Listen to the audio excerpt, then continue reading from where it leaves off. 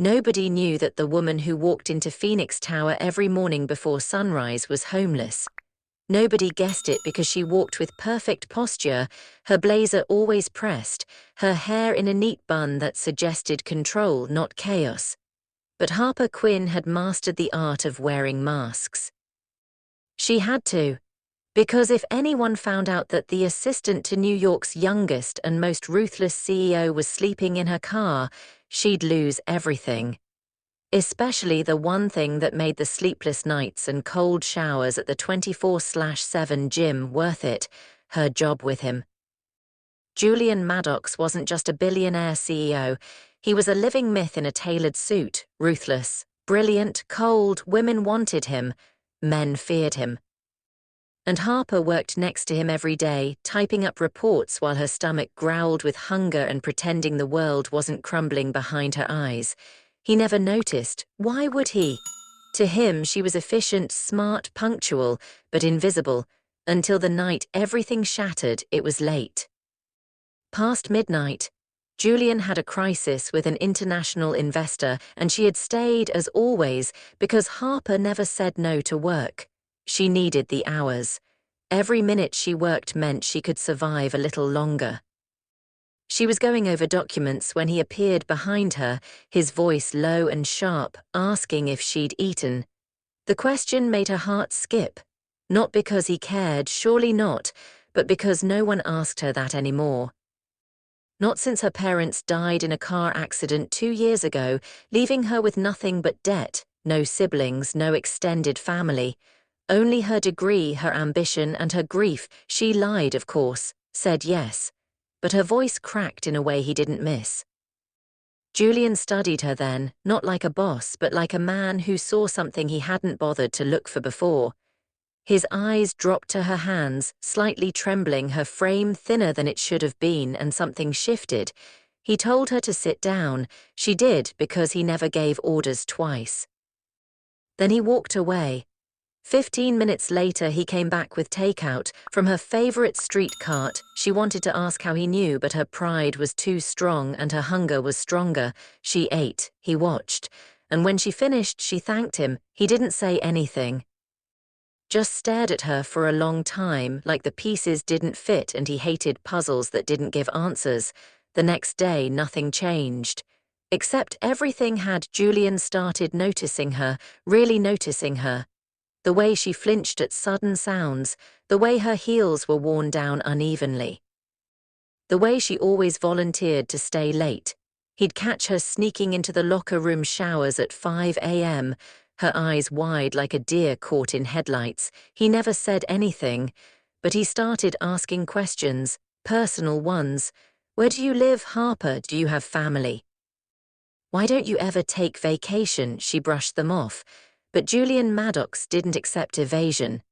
One night, after a rainstorm, he walked down to the underground parking and found her curled up in the back seat of a rusted Toyota, soaked to the bone and shivering under a thin blanket. She didn't see him at first. She was crying, quietly. Controlled, he stood outside the car for what felt like an eternity before knocking on the glass. She froze. Her body curled tighter. Shame poured out of her like fog in the cold night. He didn't speak. He just opened the door and held out his hand. She stared at it, trembled, then took it. That night he brought her to his penthouse, gave her the guest room. She tried to protest, said she'd leave in the morning, but he didn't listen. The next day he had his driver take her to work while she stared out the window. Too stunned to speak, the office buzzed with rumors. Why was Julian's assistant arriving in his car? Why did he speak to her differently now, softer, slower, like she mattered? Harper wanted to disappear. But she couldn't deny the pull between them was changing. Something unspoken crackled in the air. The more he saw her, the more he wanted to know. And the more she tried to hide, the harder it became to keep her walls intact. He started eating lunch with her, leaving files on her desk with post-its that said things like "take a break" or "don't skip dinner." His ice was melting, and she was the fire he never saw coming. Then came the night of the gala. Julian hated events, but his board demanded presence. He needed a date. He asked her. Harper panicked. She had nothing to wear, she almost declined, but Julian handed her a black envelope. Inside was a dress. Midnight blue silk, hand-stitched, her size exactly. She asked how he knew. He didn't answer, just smirked, that dangerous curve of his lips that melted everything. When she stepped into the ballroom wearing that dress, every head turned.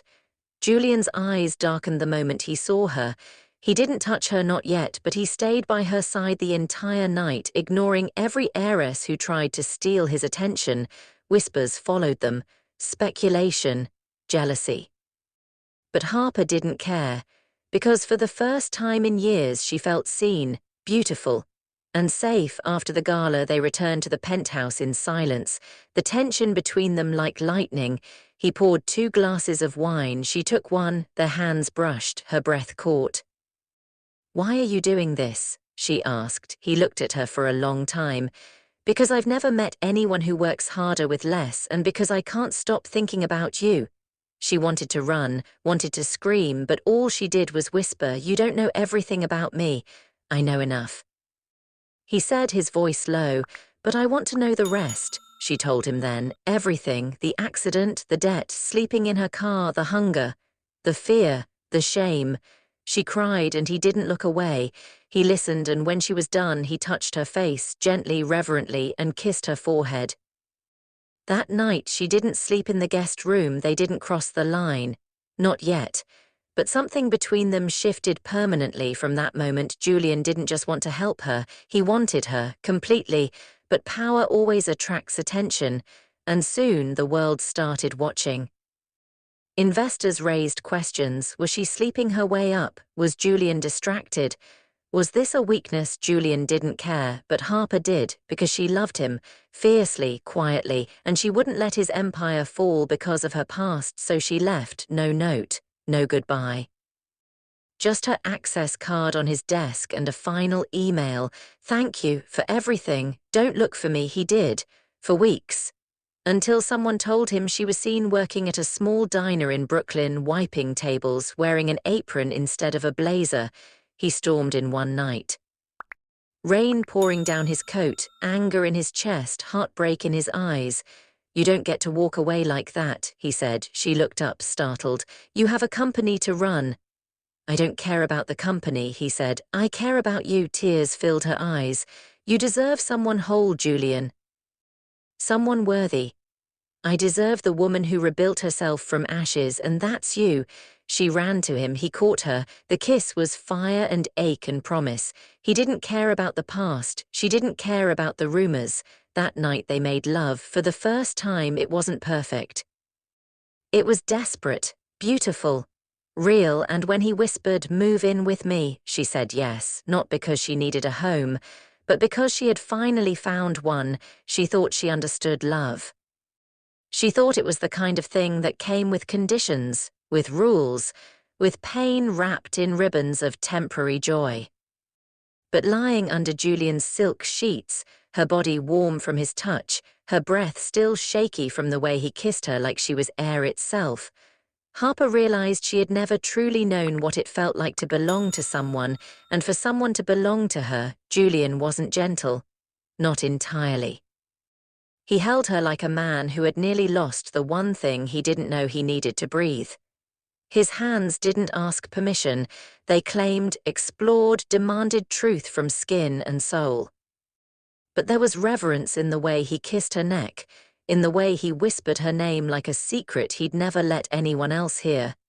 He made love to her like he was rewriting every chapter of her life, erasing pain, carving passion into the hollow places she'd buried deep. She cried during it. Not from pain, but from something deeper. Relief, release. Love that wrapped around her like his arms after they collapsed into each other, skin to skin, heart to heart. He brushed her hair back, studied her like she was art, and said with all the gravity of a man who meant every word, "You were never broken. You were just waiting for someone to fight for you," and he did. In the days that followed, Julian ignored the whispers, fired 2 board members who threatened to leak her past, publicly defended her in an interview saying, "Strength comes from what you survive."